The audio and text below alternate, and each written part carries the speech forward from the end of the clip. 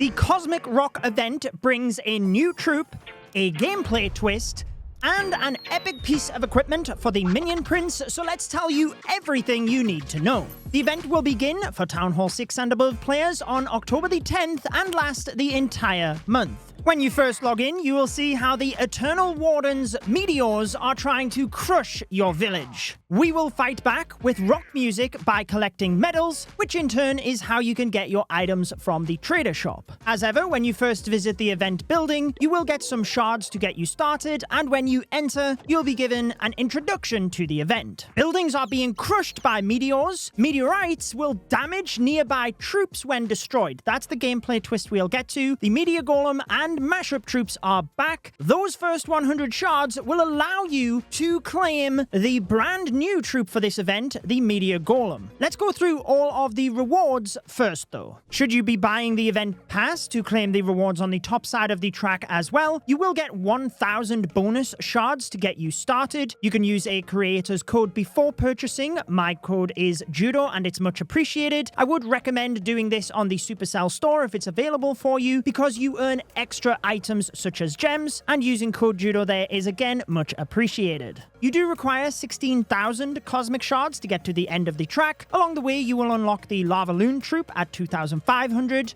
the Barcher at 4,000, and the Ice Minion at 6,250. The total amount of rewards include 4 Mighty Morsel Magic Snacks, so you can test out the new equipment at max level, 3 Clan Castle Cakes, 3,100 Rock Medals, 5,000 Shiny Ore, and 400 Glowy Ore. If you have purchased the pass, you can get an extra 5,500 Rock Medals, 600 Glowy Ore, and 80 Starry Ore. You do also have the event building decoration, the Boom Box, that is also on the free side of the pass, and you can get up to an extra 650 medals by completing the bonus track, in which you would require 8,000 shards to do so. The total medals you can obtain then is 3,750, or you can increase that to 9,250 by purchasing the pass. Sometimes they share extra medals as well. Recently it's been on the Supercell store, but I'll be sure to put out social posts if that is the case. I'll run you through the gameplay twist to get the shards in a moment, but since we're on the topic of medals, we might as well quickly go over the trader shop. I always recommend getting the epic equipment with your medals, so you don't have to acquire it with gems later. However, if you haven't acquired the previous epic equipments of the Frozen Arrow, Giant Gauntlet, Electro Boots, or the Fireball, all of these are also available. Should you not have the Electro Boots, I would opt for that equipment over the Meteor Staff. It is still the best equipment in the game. Depends on your playstyle as to whether you prioritized some of the others. Fireball and Giant Gauntlet are obviously very good. However, I will break down the Meteor Staff towards the end of the video. There is also some exclusive decorations. The super deco is the Cursed Tome, and the regular deco for this event is the Cosmic Lantern. Should you not care about cosmetics and you've acquired the equipment from previous events, I would just recommend putting the rest of your medals into ore. It depends on what you need the most in order to upgrade what you wish. For most active players, that will be either the Starry or the Glowy Ore. Let's go over the gameplay twist now, because this is actually how you obtain the shards. You can obtain shards from battles, ranked battles, and we were told revenge attacks as well. The gameplay twist is only applied to regular battles though, because any 3x3 defense will be destroyed by a meteorite when you first scout the base.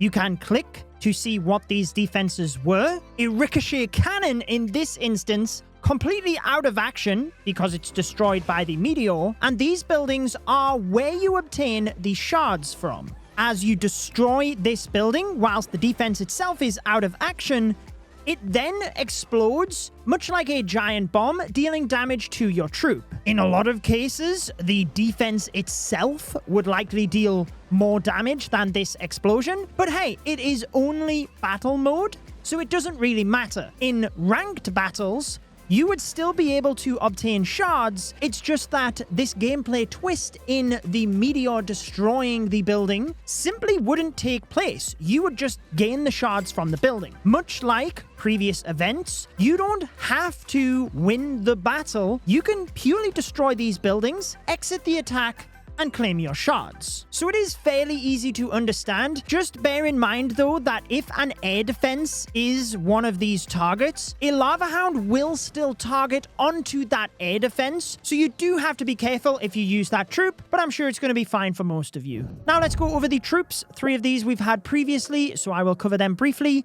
The Barcher is a mashup of the Barbarian and Archer. For the first 5 seconds, it is invisible, like a sneaky archer, and deals twice the amount of damage. So this will be 168 DPS. This is buffed from last year's Barcher troop. This is fantastic in battle mode for sniping collectors on the outside of the base in farming attacks, but it can also be used to snipe defenses, as is shown in the troop information video. The Ice Minion also received a buff from last year's event. The freeze duration for Town Halls 11 through 17 is now 2.7 seconds rather than 2.5. This is a defense targeting minion with the freeze effect of an ice golem. Due to only having 4 housing space, it is quite squishy, so goes down relatively quick. This makes it great for using on the outside of the base to quickly have it go down and freeze a defense, but it is tough to use in meta style attack strategies. Sometimes just sprinkling in 1 or 2 can help, but mainly it's just used to quickly freeze a defense on the perimeter. The Lavaloon troop, everybody's favorite, lightning out the air defense and spam the Lavaloon troops in, actually got a pretty heavy nerf.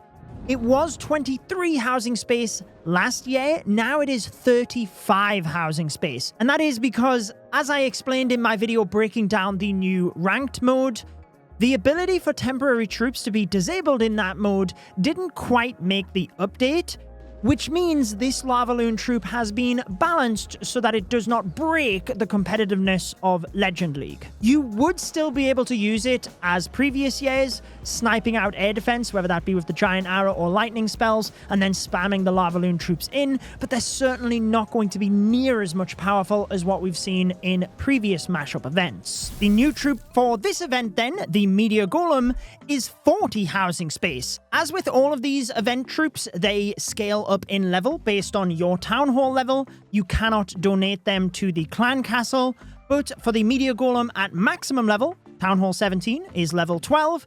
It has 15,000 hit points and 500 damage. This is when it is a Meteor Golem. It will split into 2 Meteor Mites, throwing one of them to the closest building. That's what deals the 500 damage. And then each of these Meteor Mites have 7,500 hit points and deal 218 damage per second. So it's a bit like a Golem and Wizard mixed together. The Meteor Golem cannot jump over walls, but it does not really need to, because it will throw the Meteor Mite over the wall, and then once it has split into 2, they can then jump over walls, and they'll also then try and merge back together and rinse and repeat this process. Do take note that cloning the Meteor Mites will not allow them to merge back into Meteor Golems. It is only that initial troop that would continue doing that process. And from my limited testing, we did only get this last night. It does seem okay as a ground smash attack. Once you've set the funnel, they will move through the base as just a mass attack. Feels very much like a ground dragon attack, but at Town Hall 17 they're not super strong because of